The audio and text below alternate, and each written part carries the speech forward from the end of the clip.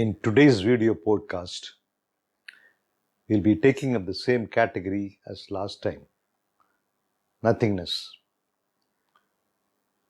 This particular episode, which I am doing today, is titled Nothingness, a Scientific View. The last 400 to 500 years have seen an explosion of scientific experimentation and observation, which has resulted in enhancing our knowledge of not only our own self, but our environment, our planet, our galaxy, and the whole universe. The Greek philosopher Aristotle made a statement that nature abhors vacuum. It was taken to be a given dogma for almost 1,000 years, and no one dared to investigate whether he was right or not.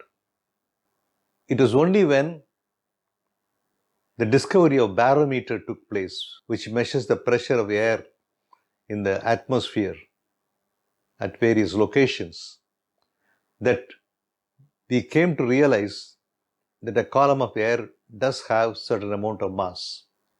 But still, vacuum was a mystery. We understood that sound propagates through air because the air is being compressed and rarefied as the sound propagates, and it impinges on our eardrum to produce a sound. But there was no understanding of how light could propagate through vacuum or air, especially vacuum. So we see the starlights coming from the galaxies far, far away through absolute vacuum. So this was a big riddle which baffled many scientists. Starting from the Michelson-Morley experimentation to prove that there is something called ether, which was responsible for the light to propagate, and its utter failure, we come to the 1920s, the 1927, when a brilliant scientist, Paul Dirac, proposed that light travels in vacuum through a field, and he called it the quantum electrodynamic field. The discovery and proposal in quantum theory was useful in him formulating through a rigorous mathematical model that absolute vacuum has got energy and is created by annihilation of particle-antiparticle in that particular field. In the very next year, Henry Casimir did an experiment. He created a perfect vacuum and placed two thin plates very narrowly separated, and found that these two plates starts attracting each other. This he proposed that there must be a field or something exerting the force, and we call it the Casimir effect or vacuum energy. This was why the famous scientist Nikola Tesla said, with a small volume of vacuum energy, we could power the entire world. Anyhow, this is how the development of trying to find out what is in the vacuum, in nothingness, came about. But how did this happen at the very beginning of creation?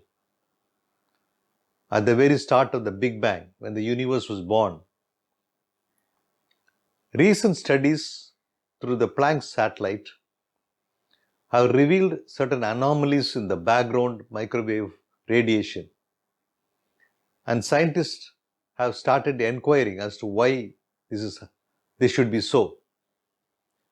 And the only possibility is that initially, when the particles were created in a very highly energetic field, the particle-antiparticle collision was not balanced. For every million antiparticle, there was a million and plus one particle. This one particular particle which escaped annihilation started clumping together because of the high energy available at the initial stage of the Big Bang. and then started forming what we see today as galaxies, stars, planets, etc. So, pure nothingness has energy. This is what we have discovered now from science. And this energy existed right from the beginning of our universe till today and will continue to exist. So, this is a scientific view. And we will now, in the next episode, look at the spiritual aspect of nothingness. Thank you for watching and listening.